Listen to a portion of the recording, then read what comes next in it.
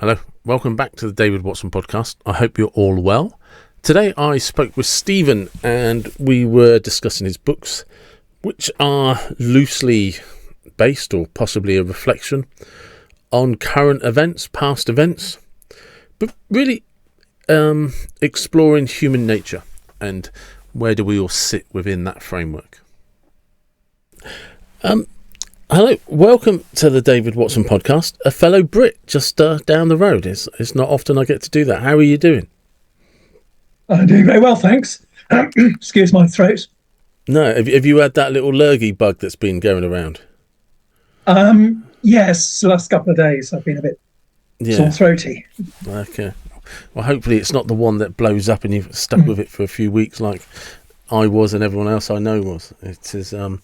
But today, we're here today to talk about your new book. Is that correct? Yeah?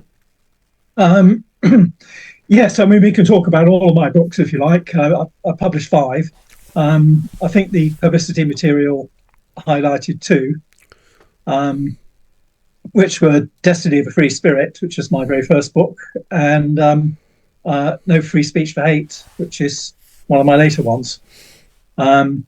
But we can wander on to any of the books if you like. Well, let's start with the No Free Speech, and we can go backwards instead. Fair enough. Yeah. So what's inspired the No Free Speech in the UK? I wonder what that's about. Okay. What I'm commentating on really is it's not specifically the UK, although the book's set in the UK. It's the sort of the political trend we have now towards polarisation, and I suppose the question that fundamentally I started with was, why do people vote for the likes of Trump and other, if you like, populist demagogue type people? And that's a phenomenon in a whole range of countries. It's not restricted to America or the UK. What is it that repels people so much about the more liberal alternative that actually makes them want to vote that way? So there has to be something repellent about the liberal establishment that makes people do that. So I sort of set up to put a mirror up for people of a liberal disposition to look at, so they can look at themselves and to see, maybe get an appreciation of how others see them. Yeah. So my premise in the book is that we have a what I've called a liberal socialist government. I haven't specified parties or anything. I've just called them the liberal socialists. And they're a reflection of the current left, if you like, but the identity politics flavour of the left. So it's just moved quite a long way away from traditional Marxism towards a sort of victimhood and different categories of people who are more victims than others, and so on and so forth. Multiple genders, and there's a whole creed, there's a whole sort of almost religion behind it. And I've centred on a university, a hypothetical university, which I've called Slough University. And as you read the book, you'll begin to realise that actually this is another college that's been repurposed to be a university.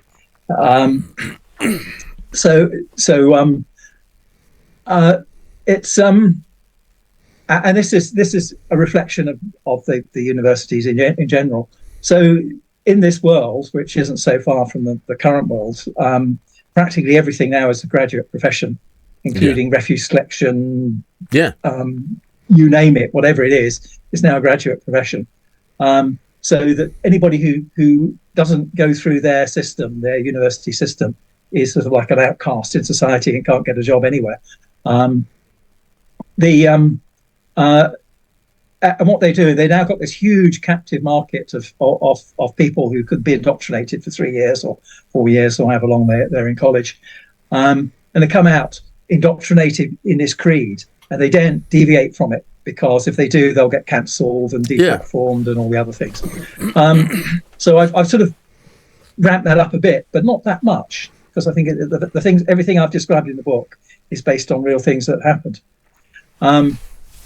So in this world, the universities are sort of like they're in their own world. They have to build security and fences and everything to keep the rabble from invading them, and sullying them with their dirty thoughts. I feature a Marxist party, which is sort of either to the left of the government, so a sort of international socialist workersy sort of thing, and they decide to have their annual conference in the university, but the genuine, if you like, working class can't get in, because they're not allowed on the university premises, because they're educationally unsuitable, which is anybody who doesn't pass the tests for being in the new ethos, if you like.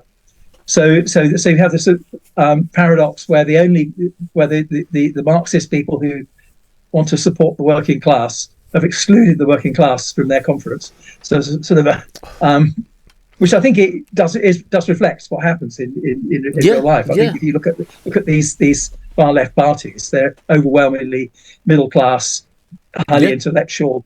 Instead of talking about ordinary people, they talk about the proletariat and all sorts of other jargon from their Marxist textbooks, and they're sort of alienated from the real ordinary folk, if you like. Because and in this world, sorry, go on. Sorry, I was just gonna. I didn't mean to interrupt you. My apologies, but I was going to say, do you know the Toll Puddle 7? From the 19th century. Yeah, the first kind of union, which the first kind of union, yes, indeed, which was the birth of unions. The kind of you could argue that there's a history that would eventually lead on to the Labour Party from that kind of working class people standing up for themselves in politics, and kind of how that grew. But I could say that to somebody in university and they've no idea what I'm on about, or who the whole Toll Puddle 7 are, or anything about them. And I'm not in any way left wing, but I know the history. Yeah, that's bizarre. That is bizarre. Yeah, actually, one of them is an ancestor of my wife, one of the Toll Puddles. Oh, wow. Yeah, so you understand it in much greater depth than I would. But these people who, it's like you don't even know your history. Yes. Anyway, so in the book, there's a sort of a backlash, and there's a character I called Gordon Garage. You can guess who he might be, who winds up the great unwashed outside the bounds of the sort of intelligentsia, liberal intelligentsia, and they rebel, triggered by the powers that be trying to ban Remembrance Day and poppies and militaristic displays and so on as they see it, because it's jingoistic and all things they don't like, and this winds up the general population who see that as part of their history and part of their culture, and there's an uprising, and then there's a revolution, and it all changes, and Gordon Garage assumes power, and quite a lot of things happen. It's about the sort of people who are wrapped up in all this and how it affects them. So that's the gist of No Free Speech for Hate. And of course, that's one of their slogans: is no free speech for hate. Yeah. Because they want to ban hate speech. But that means what they mean hate is anything that isn't in accordance with their particular creed of politics. Well, we've just recently, I don't know if you've seen it, I've forgotten her full name, but she's described as a Dutch right-wing commentator. I would probably refer to her more as just a 1980s, mid-80s conservative Christian. But she's been banned from entering the country because she's been speaking about British politics and in particular Keir Starmer. So they've refused her entry. And she's just like, do you see who you do let in? And yes, indeed, yeah. And then there's that Egyptian guy who's been in the news recently. Yeah. Oh. But the Trump lot are no better, or worse, in fact, because they ban anybody who doesn't agree with their politics. So you say that as bad as each other. Well, you say that because I've had this discussion with people before. Because I got into trouble many years ago when I was young.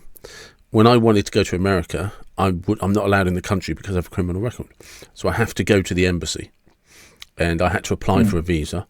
You go through this big, massive interview process. You jump through a lot of hoops to get a visa, and one of the things they do is they took all of my social media accounts, and I was examined at who I was, and I was given a visa. I got a visa back in 2019, and so everything people say, Trump's doing this. Well, he did it to me in 2019.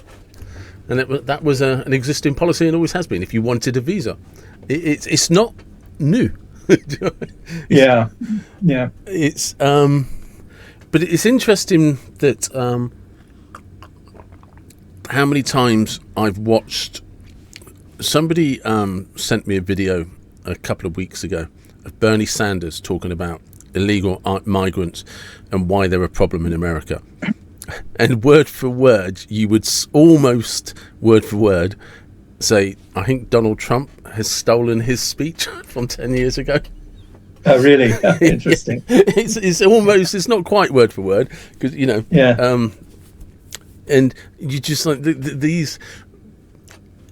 You mentioned something very important. It's become polarized. And a friend of mine, Samantha, was telling me the other day, she was talking to a friend of hers who she said, like, he would describe himself probably as left-wing socialist or whatever. And she said liberal. He said, I'm not liberal. He said there's right wing and there's left wing. He said, and if we're honest, if you put us all in a room, most of us are fairly close to the centre. We just lean one side, really. He said liberals or liberal left are not left wing. We're not the same people. He said, I do not believe in the woke liberals at all. But and that's kind of where I look at like a Nigel Farage. He just reminds me of a mid-80s Conservative MP. Nothing, but no, he's labelled as extreme far right. It's like, well, I remember this, vaguely remember the 70s. I remember the 80s, and I remember what extreme far right was. And it wasn't Nigel Farage.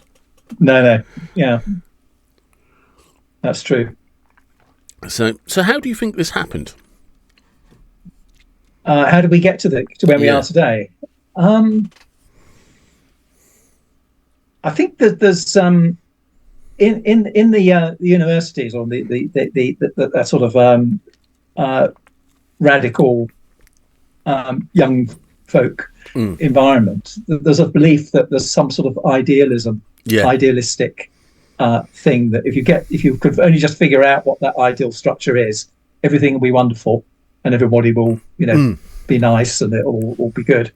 So they have to sort of play around trying to figure out exactly what that formula is, which is basically the same as a religion. It is, yeah. If you're a Christian, you think that if everybody behaved in a Christian way, then the world would be wonderful utopia.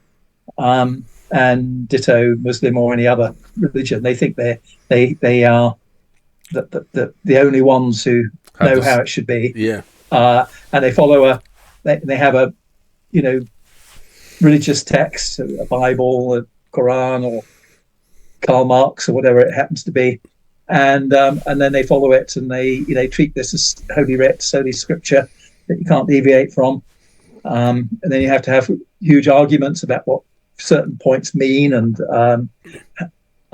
then you have heretics, those who have a deviant view of what the interpretation should be, and they have to be rooted out even more than non-believers have to be rooted out.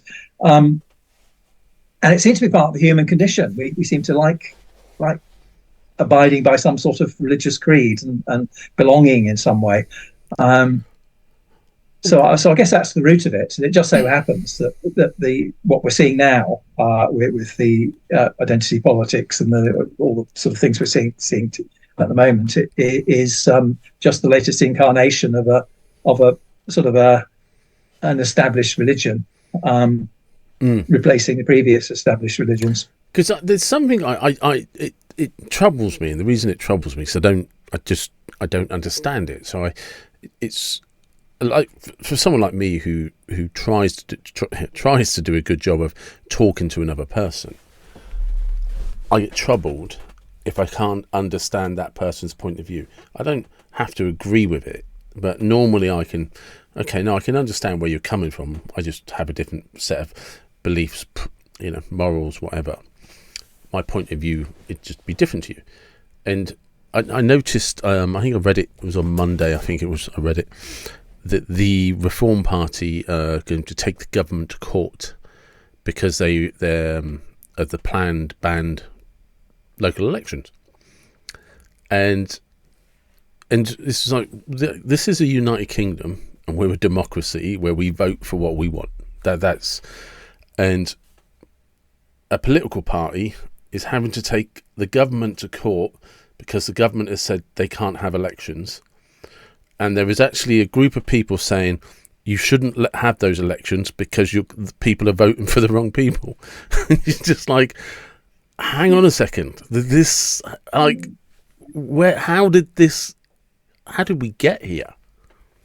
Yeah, I think there is a sort of a reasonable rationale for postponing the elections, which is that the local government is being reorganised in many places, and for example, here in Surrey, we're having unitary authorities. So what was a two-tier system, a county and then boroughs, local boroughs within that, is now going to be East and West Surrey.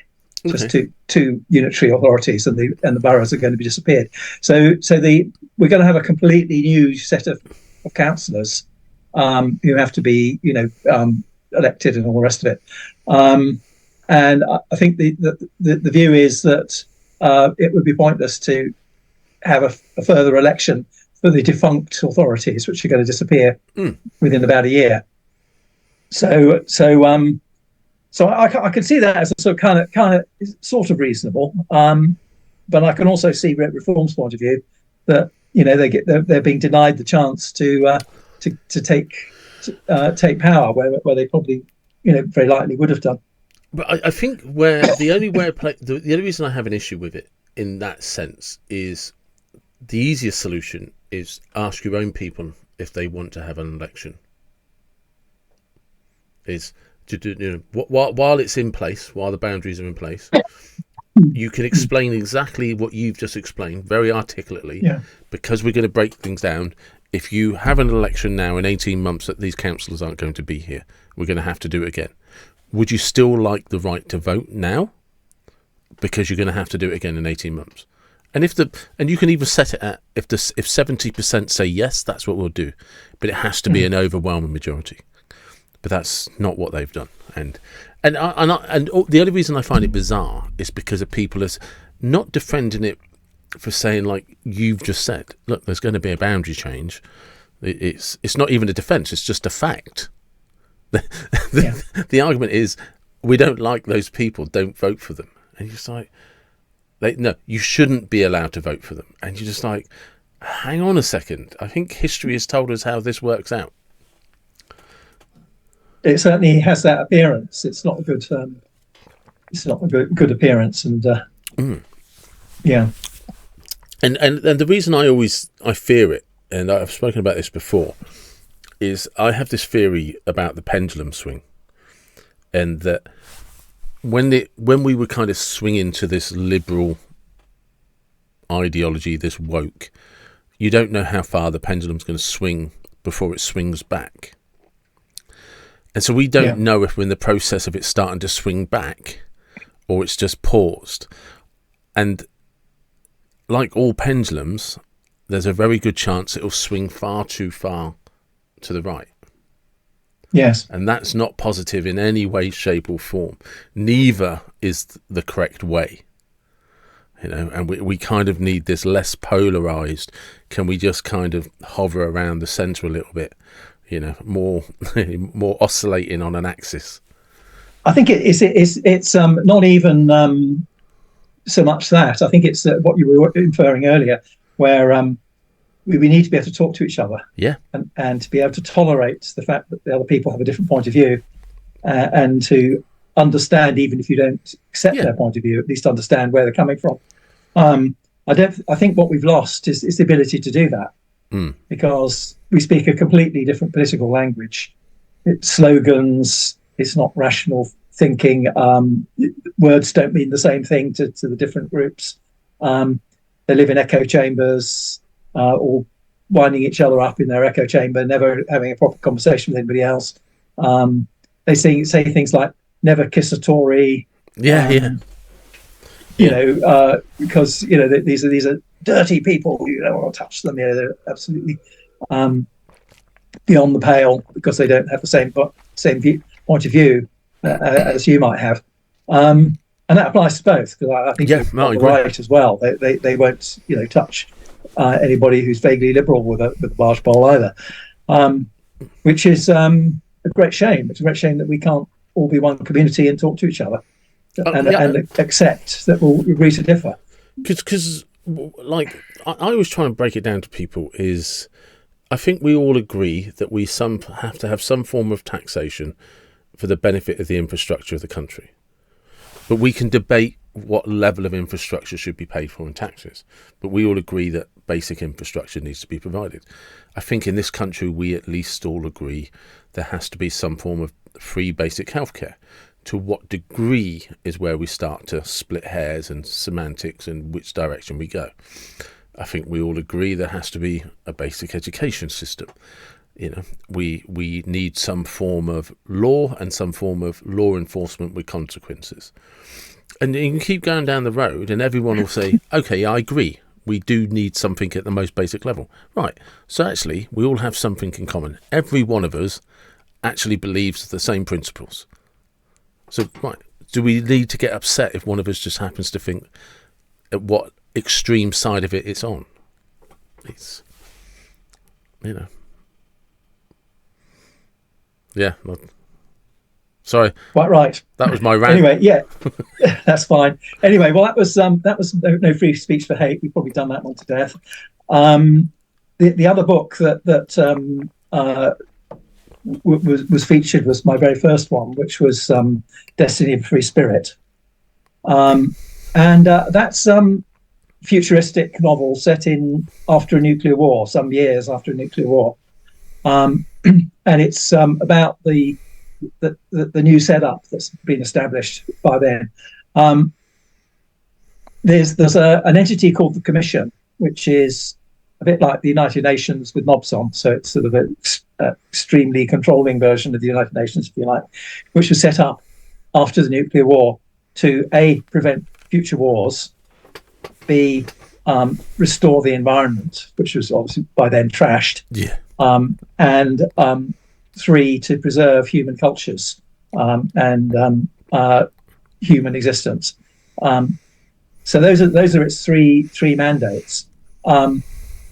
And it's sort of like a supervisory structure in the world. But the various nations of the world still exist. We still have governments, we still have society, everything just is carrying on. But within that controlling structure of the Commission.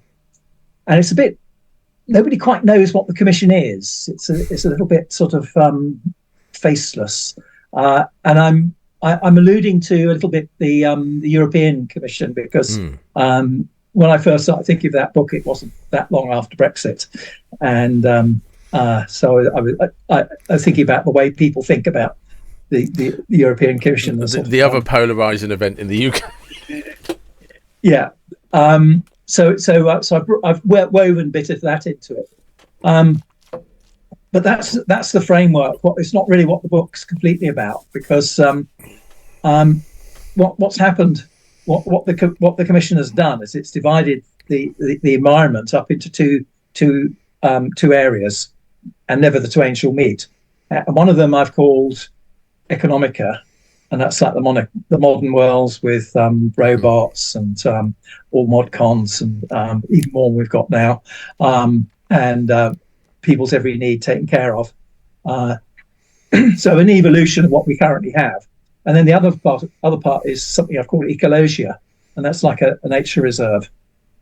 And because the food production has been made much more intensive and brewed up in vats and things like that, or under artificial light and those kind of things, all sort of controlled and organised by the Commission, we don't need the tracts of agricultural land that we once did.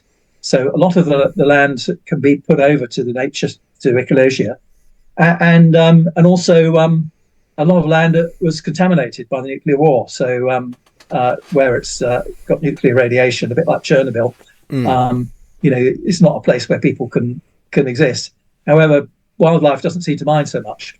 In actual fact, Chernobyl was one of the best nature reserves there is. It's true, yeah. Now there are people living in both of these environments. In ecologia, it's sort of been a recreated version of Pleistocene, the Pleistocene environment where humans originally evolved. Yes. So we've had saber cats, mammoths, all that sort of thing reintroduced into that environment. And the people there are Stone Age, and they're not allowed technology. They have to use whatever, according to their religion, to use it has to be on the Earth's surface. They can pick up. They can't do any mining or anything like that.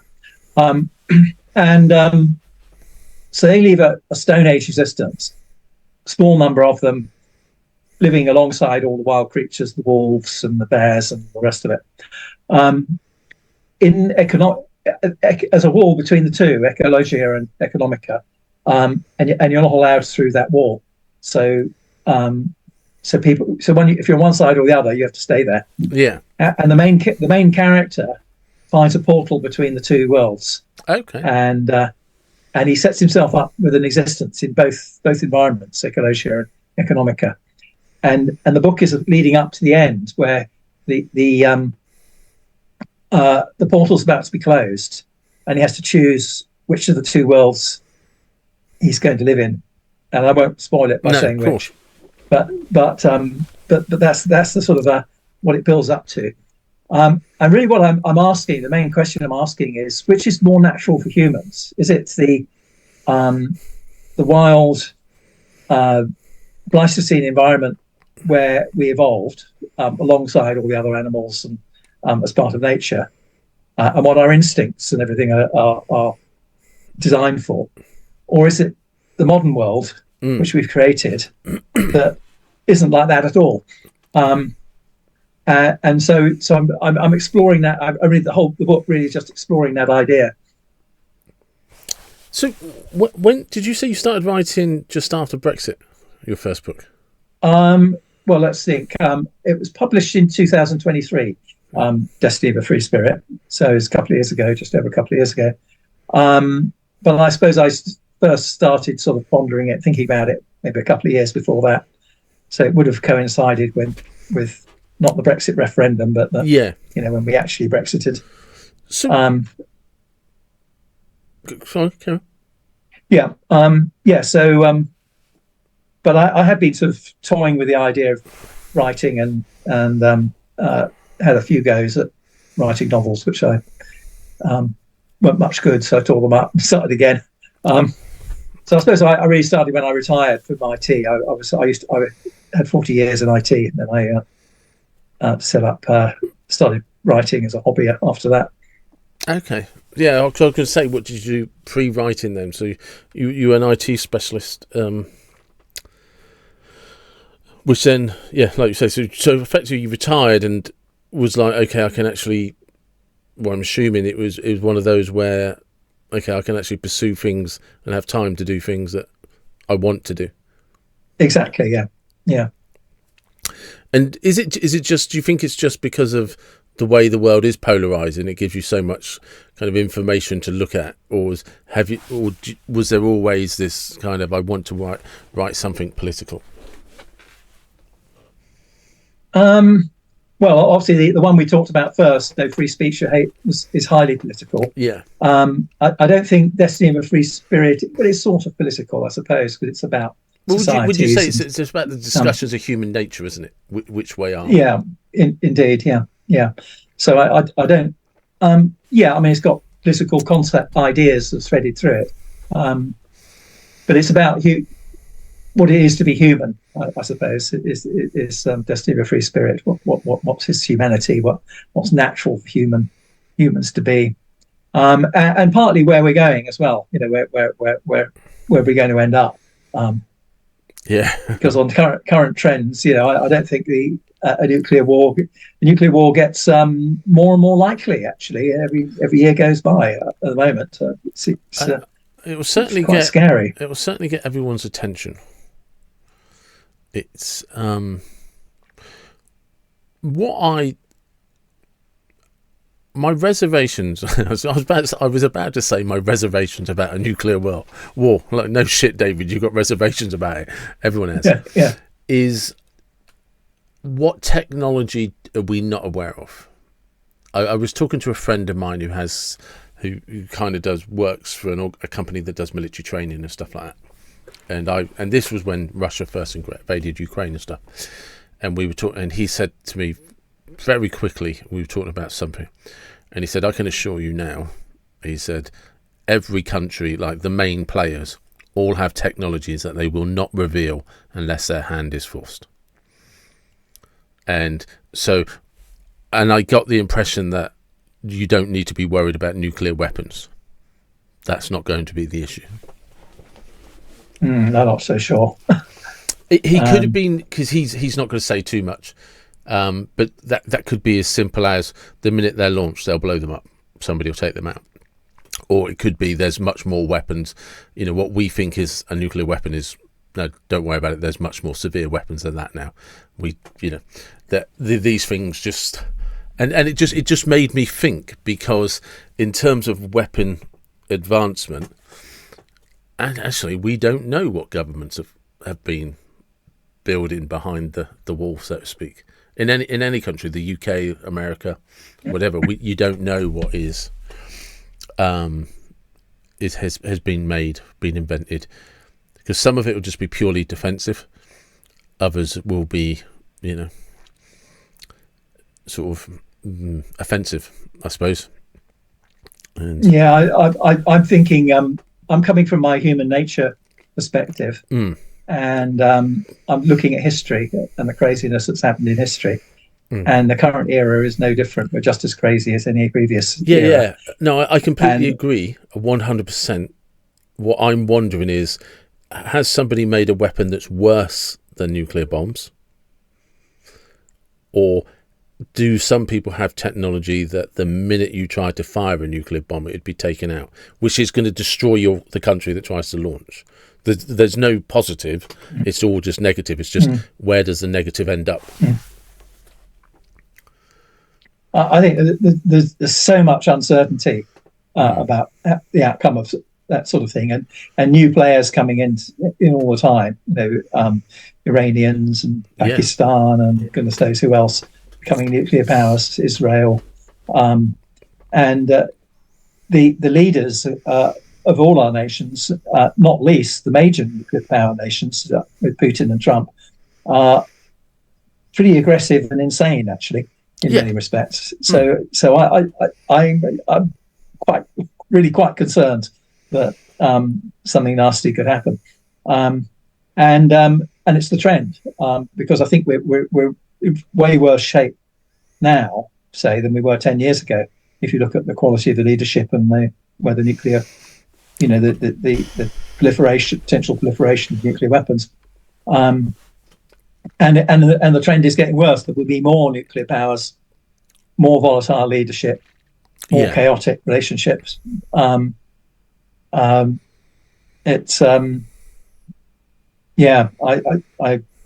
I hope it, obviously hope it doesn't happen, but I think that the risk of it happening gets worse year by year. So it's not beyond the realms of possibility that might happen. Yeah, I think also as well, another thing that I think probably concerns me is I don't know what the solution is. It is, we all can sit down and say, well, everyone needs to just take a deep breath and back off. But it's too hypothetical. I don't know, when I say I don't know what the solution is how you instigate people to start doing that.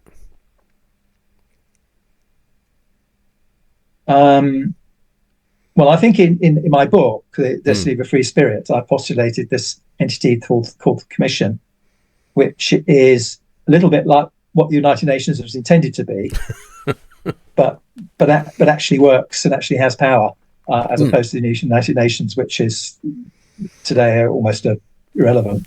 Yeah, because in the 50s, sort of 50s, 60s and 70s, and even in the 90s when they arrived in the former Yugoslavia, they were a peacekeeping force that did good work.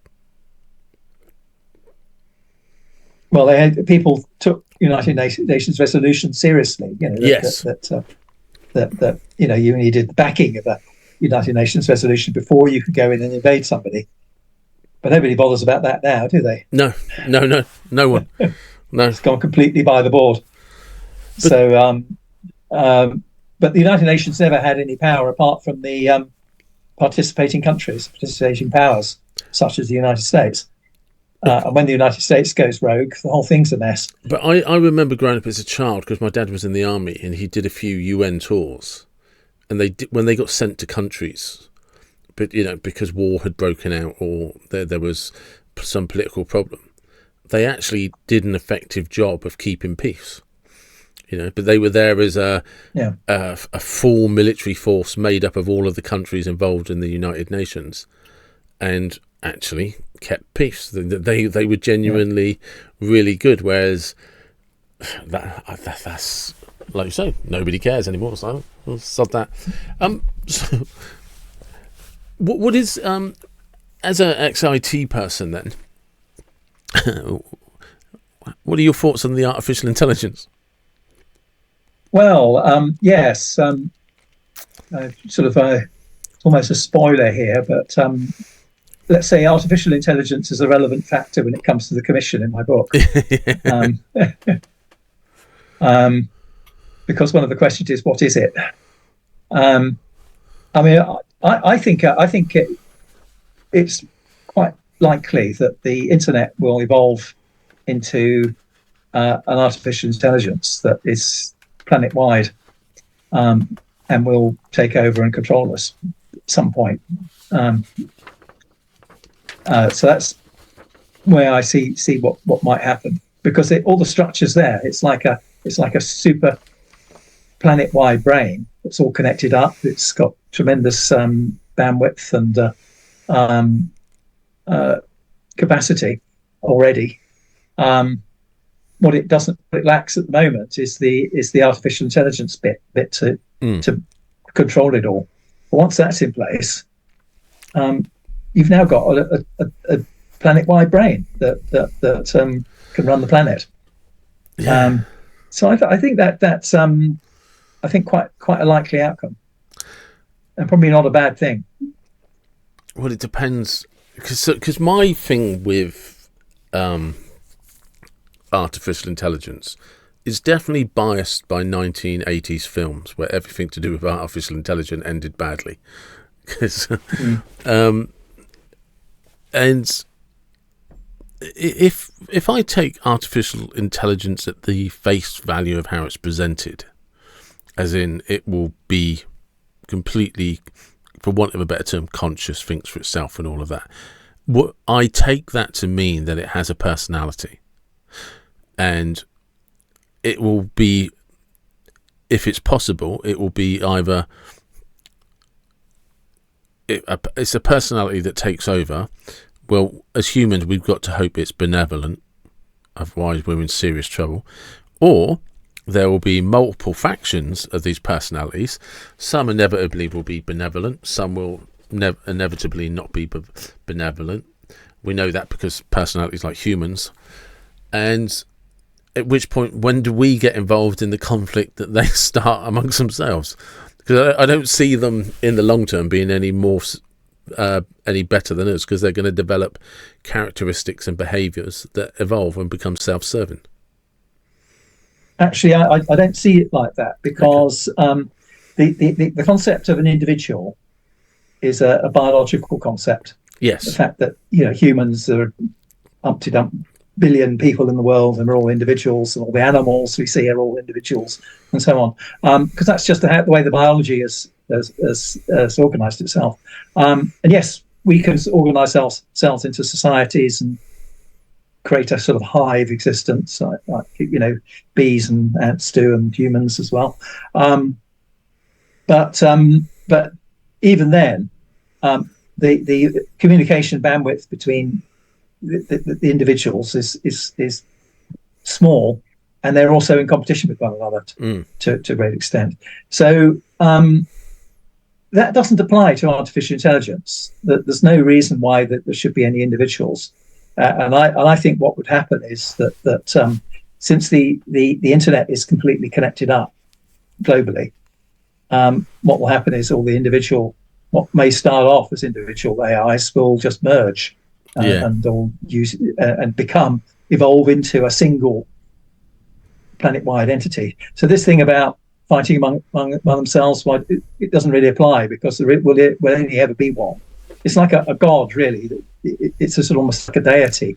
You've got to see it, an all-powerful, all-encompassing. So how would it resolve, though, the current competition between different AI companies? Because they would, what would make them merge to become one AI? Well, I think what will happen is it's the way they're used to a certain extent. And if you ask a question of any given AI, it'll probably need to call on the services of other AIs to get specialist facilities. So they'll all be providing services to each other, all cross-fertilizing and all meshing together. And it'll just the more the time goes on, the more that they'll use each other's services and get more intertwined. So even if they may have started off as being created by separate companies, in the long run, that sort of gradually evolve and disintegrate. And once AI assumes control itself, then all the companies really become irrelevant. It reminded me of when you said explained how they would eventually just like cross services and merge. It reminds me of all of the infrastructure you get below soil with like mushrooms, bluebells, and they're all linked. They all just work in coherence with each other. And and you're right. You would almost see a point where they would, I suppose, they would look for the most efficient way to operate, and we'll just merge ourselves eventually. Yeah. So as for personality, well, I think the AI service will have as many personalities as you want. It'll be sort of it'll have all the people's personalities and reflect them, depending on who it happens to be communicating with at the time. It will adapt itself. It will talk to you in your own accent, your own language, your own accent, using the sort of things it knows about you, about what you like, and so on. So it'll have all that information.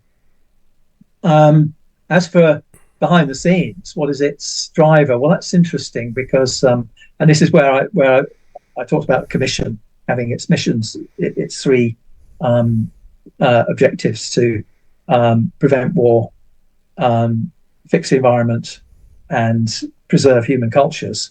So that's its driver. So it follows that ethos in everything it does.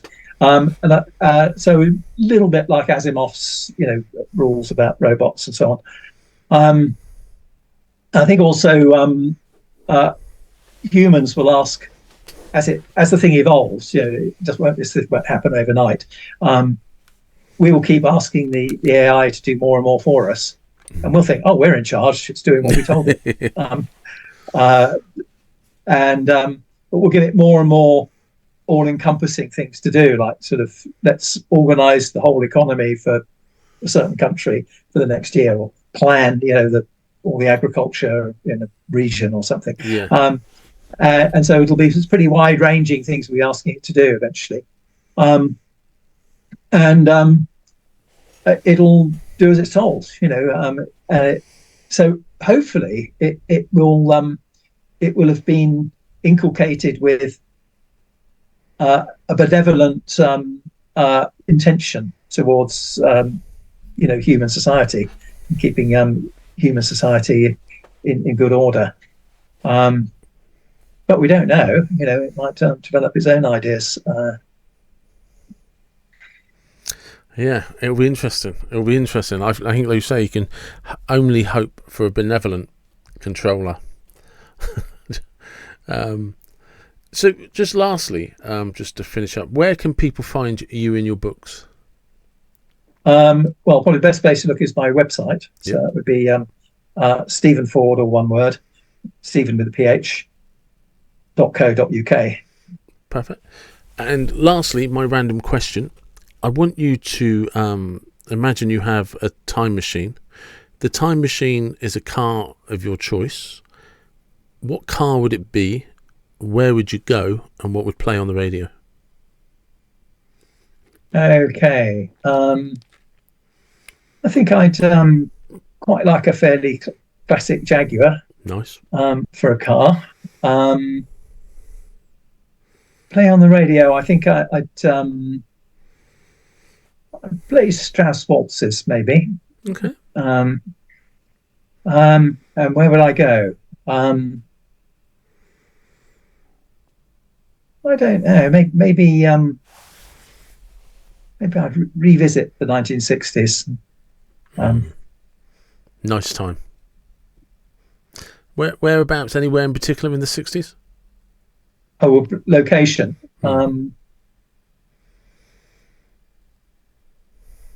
Yeah, I think I might go to the West Country somewhere. Very nice. Very nice indeed. Stephen, thank you very much for your time. I really enjoyed talking to you. Okay. I enjoyed it too. And there you go. That was Stephen.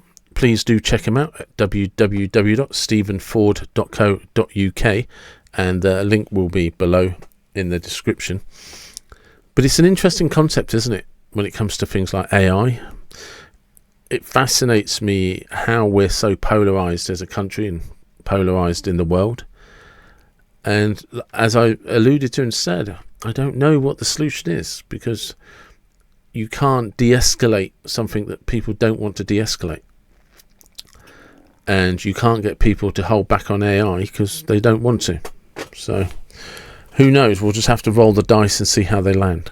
But wherever you are from, whatever you believe, please do take care and be blessed. Thank you.